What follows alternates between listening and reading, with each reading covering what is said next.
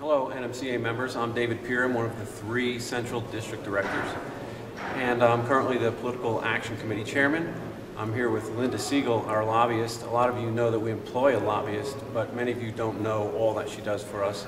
Would you mind discussing the 3 bills that were recently presented in the legislature?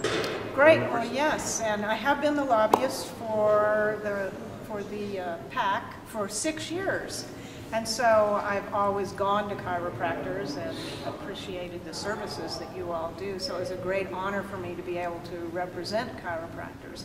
And we've had a lot of education to do in the legislature because there are stereotypes about chiropractors, and we've had to dispel a lot of those and really educate these 112 people who really don't know a lot about healthcare in general, but including chiropractic, we've really educated them. So this year we had a very ambitious agenda. We had 3 bills. One bill was to equalize the co-pays that your patients pay when they come into your office. If you're going to a primary care provider, your copay is much lower than if you're going to what is called a specialist. So what we did was combine with the occupational therapist, the physical therapist, and chiropractors to try to lower that copay that your patients pay for the care that you provide. And we had a very successful first hearing. We educated a lot of people who didn't really understand that there was differences between the co-pays. We got to the second committee, which we had a lot of resistance from the insurance companies, obviously, because they didn't want to pay that extra money. And so our bill was tabled there. But out of it came a willingness from some of the insurance companies to work with us to talk about differential copays. So we're going to be working on that over the next 4 to 6 months, meeting with the different insurance companies and seeing what we can do. The second bill was also an important bill. It was getting chiropractic into Medicaid. Actually, we passed a law many, many years ago before I even became your lobbyist to put chiropractic into Medicaid. But it has never been funded, and so the department, Human Services Department, Medicaid Division, has always opposed including it because they said there's no money.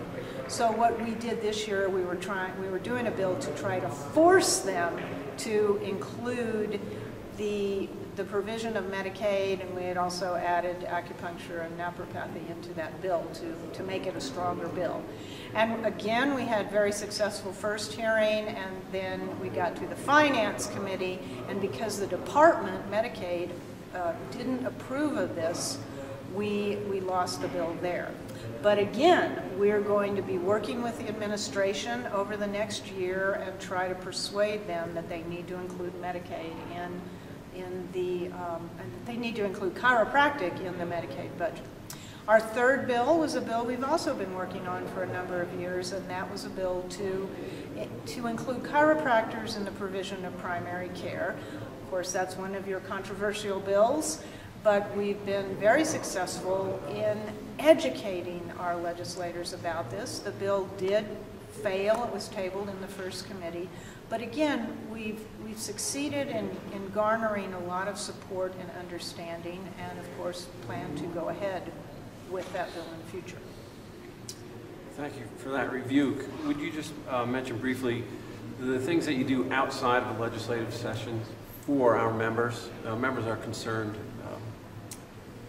that or there seems to be a perception that not everybody is represented, or that the costs involved in maintaining a lobbyist maybe are not represented outside of the sessions. Yeah. You do much more than just...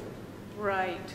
Of course, the sessions are 30 days in the even number of years and 60 days in the odd number of years.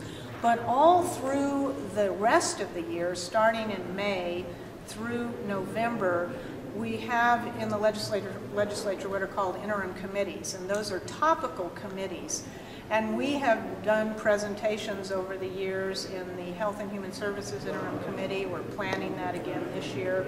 There are also many meetings that happen outside of the legislature where healthcare issues are discussed. There are lots of other groups and associations that meet, and so I work through those other groups. I go to the interim committee meetings. I facilitate these presentations before different committees.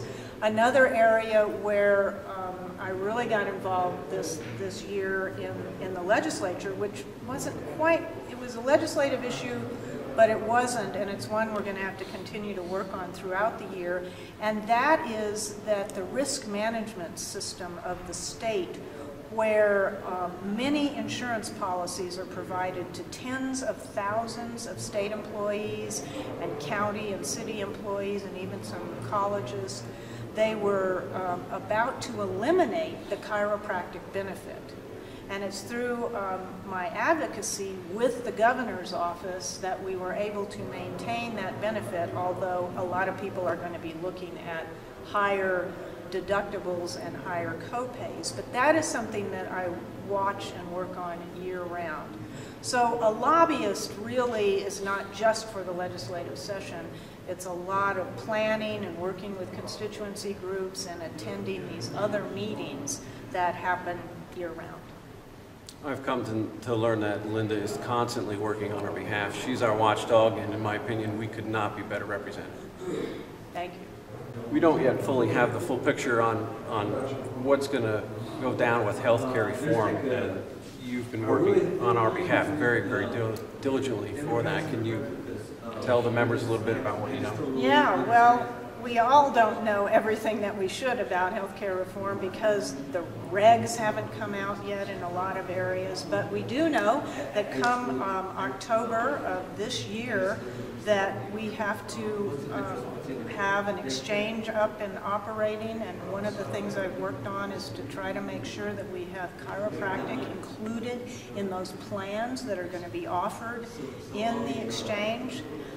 I'm not sure yet if that's going to happen, but that's one thing that I've been working on, following all the enormous number of federal regulations and changes that are happening with the affordable health care, and looking at how can we further educate these plans and providers about the necessary service that chiropractors provide. So unfortunately it's never ending in what's happening with healthcare and the expansion of healthcare and the changes in healthcare, and how important it is to make sure that chiropractors are always included.